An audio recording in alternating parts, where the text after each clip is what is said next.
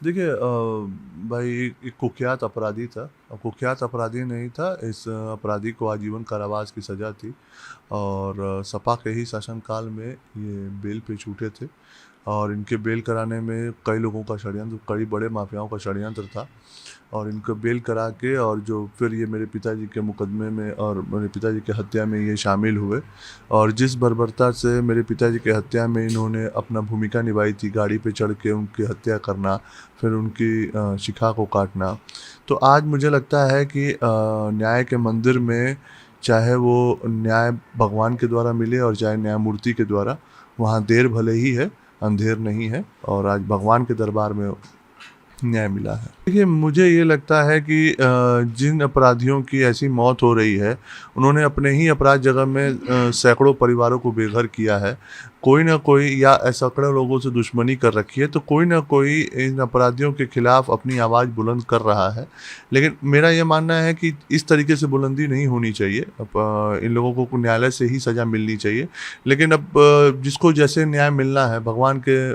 दरबार में, उनको जिन जिन लोगों को जैसे न्याय मिलना है वो न्याय मिल रहा है। नहीं, देखिए ये पश्चिम के भले ही थे, लेकिन इनकी जो अपने सारे गोल गिरोह थे ये मुन्ना बजरंगी के साथ संपर्क में बहुत दिनों से रहे हैं और जैसा कि सभी लोग जानते हैं कि मुन्ना बजरंगी मुख्तार अंसारी के लिए हत्याएं ठेके पे किया करते थे।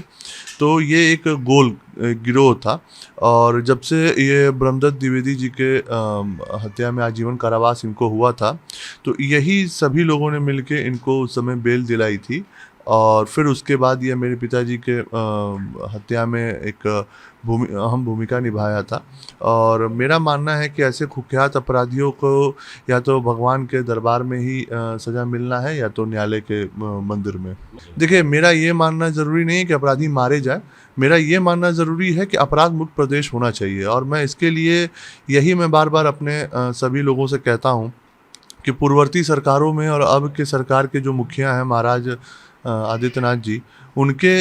इंटेंशंस में यही अंतर है। पूर्ववर्ती सरकारों में ऐसे माफियाओं को जल्दी से बेल मिल जाना, ऐसे माफियाओं का दिन दहाड़े हत्या करना, ऐसे माफिया दिन भर बाहर सड़क पे घूमते रहना, तो ये चीज़ें उस समय आम थी। जब से महाराज जी की सर नेतृत्व में भारतीय जनता पार्टी की सरकार आई है, ऐसे माफिया अपने आप को स्वयं जेल में भेज रहे हैं या तो ऐसे माफिया चुपचाप अपने घर में बैठे हैं। जो भी थोड़ा बहुत भी गलत काम कर रहा है उसके खिलाफ सबसे कठोरतम कार्रवाई कर रही है और मैं ये मानता हूँ कि ये महाराज जी के दृढ़ निश्चय और एक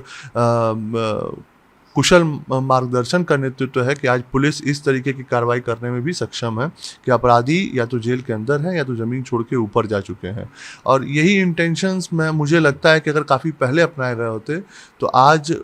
सैकड़ों घर और जो लाखों बच्चे मुझ जैसे जो अनाथ हुए वो अनाथ नहीं हुआ करते और ये अपराधी भी जेल के अंदर होते और अपराध मुक्त प्रदेश बन गया होता जैसे हम लोग आज की तरफ अग्रसर हैं। देखिए मेरा मेरा ये मानना है कि कौन बचा है कौन सलट जाए ये मेरे लिए महत्वपूर्ण नहीं है। देखिए अपराध मुक्त प्रदेश में चाहे वो छोटा सा गली का गुंडा हो और चाहे बड़ा सा बड़ा माफिया हो, अपराध मुक्त प्रदेश जो मुहिम हमारे महाराज जी लेके चले हैं, इस प्रदेश के मुखिया माननीय योगी आदित्यनाथ जी लेके चले हैं, उसमें चाहे वो गली का छोटा सा गुंडा हो और चाहे अब प्रदेश का माफिया हो, उनका यही मुहिम है कि जीरो टॉलरेंस की नीति अपराध के खिलाफ रहेगी और उसी नीति के में जो रोड़ा बनेगा वो चाहे कोई भी हो, वो उसके खिलाफ ऐसी ही कार्रवाई होती रहेगी।